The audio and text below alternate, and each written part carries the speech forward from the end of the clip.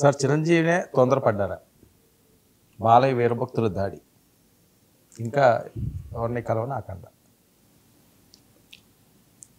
ఇది ఒక చూడండి, చిరంజీవి నిజానికి ఓ ప్రకటన చేశాను, సైలెంట్ ఎక్స్ప్లోజివ్ అన్నట్టుగా నిశ్శబ్దంగా ఆయన వదిలేశారు. ఆ తర్వాత నిన్న ఓజీకి వెళ్ళి కుటుంబ సమేతంగా అందరూ వెళ్ళి చూశారు. చూసిన తర్వాత సూపర్బ్ అని ఆయన దాన్ని మెచ్చుకొని, అంటే ఒక్క మాట చెప్పండి, అంటే ఒకే మాట సూపర్బ్ సూపర్బ్ సూపర్బ్ అని కాదు, తప్పకుండా ఆయన ఇంతకుముందే గొప్పగా చెప్పారు. దాన్ని వెంటనే ఈ ఒక్క మాట పవన్ కళ్యాణ్ ఫ్యాన్స్ను ఊపేస్తుంది మీరు ఒక్క మాట చెప్తే అని మన మీడియా మిత్రుడు ఎవరో అడిగితే ఆయన ఇంకో మాట చెప్పారు. చెప్పి మళ్ళీ ట్వీట్ చేశారు. ఆ ఒక్క మాట చాలని ఆయన అనుకోలేదు, ఇంకొన్ని వాక్యాలు కలిపి నేను చాలా ముగ్ధున్నాను ఈ స్థాయిలో తీయటం, కొన్ని అయితే హాలీవుడ్ స్థాయిలో ఉన్నాయి అన్న పద్ధతిలో ఆయన పెట్టారు. అదొకటి. పవన్ కళ్యాణ్, అకీర్ ఆనందన్, ఆయన కూతురు కూడా వచ్చినట్టున్నారు. భారీ ఎత్తున ఒక ఫ్యామిలీ గెట్ టుగెదర్ లాగానే ఓజీ జరిగింది. నా ఉద్దేశంలో బాలయ్య ఎపిసోడ్ తర్వాత కొంచెం ఇబ్బందికరంగా ఉన్న వాతావరణాన్ని మళ్ళీ సెట్ రైట్ చేయడానికి ఈ ఓజీ స్పెషల్ షో ఇది ఈ సన్నివేశం ఉపయోగపడినట్టుగా కనిపిస్తుంది. ఇది వీళ్ళకు సంబంధించింది. రెండోది మనం కూడా మాట్లాడినట్టున్నాం, బ్లడ్ బ్యాంక్ దగ్గర ఇంకో చోట ఆయన అభిమానులందరూ కలిసి ఆవేశపడితే కేసులు పెడతాము అది ఇది అని ఒక 300 మంది అంటే చిరంజీవి వద్దని వారించారు, వాళ్ళని కొంచెం సమయం అని చెప్పారు.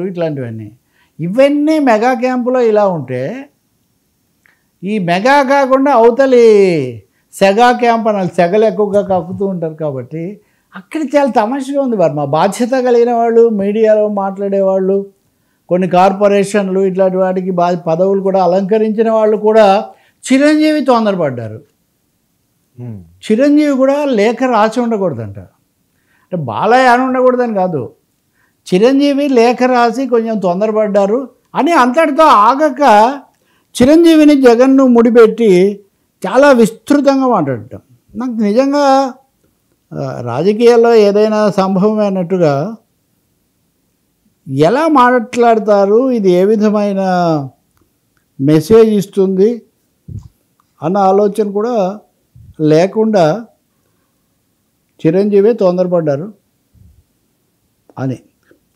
కాబట్టి బాలయ్య చెప్పిన తీరు బాలేదేమో కానీ, వ్యూహాత్మకంగా లేదేమో కానీ, రాజకీయ విప్లవం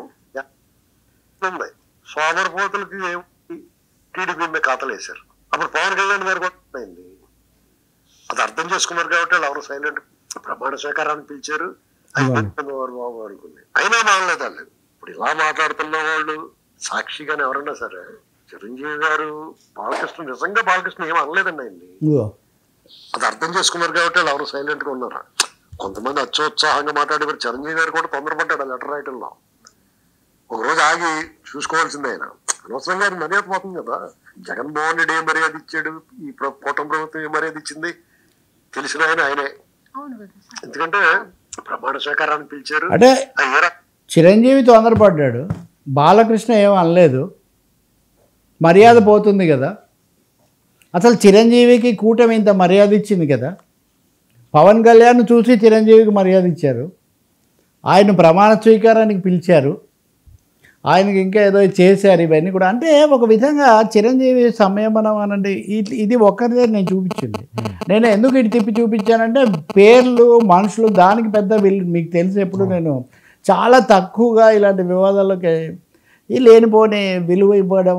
కానీ ఈ ధోరణి అంటే సోషల్గా సెక్షన్స్ మధ్యలో ఎలాంటి వాతావరణం వస్తుంది, ఇది ఎడతెగందుగా ఎలా తయారవుతుంది, ఆఖరు తాము ఎంతో ఆరాధించే చంద్రబాబు నాయుడు కూడా దీన్ని సర్దుబాటు చేయడానికి ఎలా అవస్థపడుతున్నాడు, ఏమీ లేకుండా చిరంజీవి తొందరపడ్డాడు అంటే అక్కడ అన్న పెద్ద మనిషి పోయాడు, చూసుకొని ఉండవలసిందంట ఒకరోజు. చిరంజీవి ఏం చూసుకోవాలి, ఎవరు ఇప్పటివరకు బాలయ్య గారు చూసుకోడు, ఆయన చూసుకోవాల్సిన అవసరం లేదు.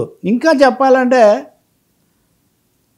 అప్పుడు ఎందుకు చెప్పలేదని తెలుగుదేశం వాళ్ళు అంటారు, వైసీపీ వాళ్ళు అడిగితే వేరే విషయం. వైసీపీ వాళ్ళు అన్నారు ఉదాహరణకు అప్పుడు పవన్ కళ్యాణ్ అన్నప్పుడే మీరు చెప్పు ఉండాల్సింది కదా అని, ఇట్లాంటివి వాళ్ళంటే ఏదో వ్యతిరేక భావంతో అన్నారు. కానీ టీడీపీ వాళ్ళు బాలయ్య భక్తులు కూడా మరి ఇంతకుముందే నువ్వు చెప్పలేదే అని, అంటే చిరంజీవి మీద దాడే ఏంటి అని, అంటే కాస్త మౌనంగా నిగ్రహంగా ఉండి దీన్ని ఏదో సర్దుబాటు చేయండి, కేసులు వద్దు అని చేస్తున్నందుక రెండవది సామాజికంగా రెండు వర్గాలుగా ఉన్న వాటి మధ్యలో వచ్చే ప్రభావం ఏంటో వీళ్ళకు తెలియదా, లేదా తెలిసి కూడా అది పెంచాలని చూస్తున్నారా అర్థం కాదు. దీనికోసం మేరకు వర్మ ఏంటి అసలు ఈ సమస్యకు మూలం పరిశ్రమ అంశాలను అప్పటి ముఖ్యమంత్రి దృష్టికి తేవడానికి వెళ్ళినప్పుడు ఎలా మాట్లాడారో అవమానించారా లేదా ఇది చర్చ. అంటే పరిశ్రమ తరపున పెద్ద మనుషులు ఎవరు, చిరంజీవి తన లేఖలో ఏమన్నారు, పరిశ్రమ వాళ్ళు వచ్చి నా దగ్గరికి అడిగారు, నేను మధ్యలో మాట్లాడాను, వెళ్ళాను, దానివల్ల కొంత ఉపయోగం జరిగిందన్నారు. ఇప్పుడు నేను నిన్నటి సంగతి చెప్తున్నాను. నిన్న హైదరాబాద్ పోలీసులు సివి ఆనంద్ కమిషనర్ గారు నిన్ననే ఇంకా ఆయన ఈరోజు రిలీవ్ అయ్యి ఇప్పుడు కొత్తగా సజ్జనార్ కమిషనర్ బాధ్యతలు తీసుకుంటున్నారు. సివి ఆనంద్ నిన్న దీని మీద ఒక మేజర్ పైరసీ ర్యాకెట్ను హైదరాబాద్లో బద్దలు కొట్టారు.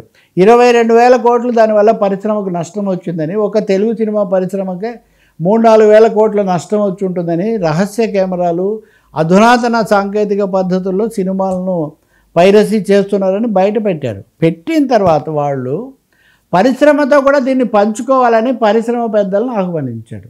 అక్కడ ఎవరున్నారండి? చిరంజీవి ఉన్నారు, మళ్ళీ వేరే ఆయనతో పాటు ఇంకొంతమంది పరిశ్రమ పెద్దలు ఉన్నారు.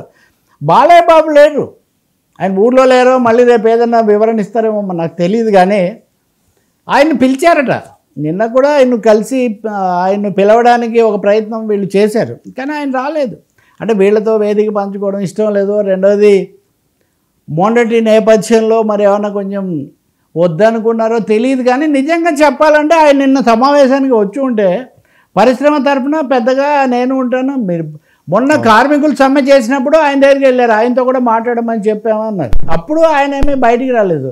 అంటే ఎప్పుడు ఏమీ రాకుండా చిరంజీవి తొందరపడ్డారు అని చెప్పడం చూస్తుంటే కొన్ని సెక్షన్స్కు బొత్తిగా ఈ పరిణామం మింగుడు పడుతున్నట్టుగా కనబడుతుంది. దీన్ని ఏదో ఒక విధంగా వాళ్ళు పెంచే ప్రయత్నం చేసుకుంటూ ఎలా పరిష్కరించే బదులు ఏదో మీరు మాట్లాడారు లేదా వర్మగారు ఎందుకు స్టోరీ చేయాలి ఈ పద్ధతిలో మాట్లాడుతున్నారు. ఇది ఇక్కడ విచిత్ర పరిస్థితి.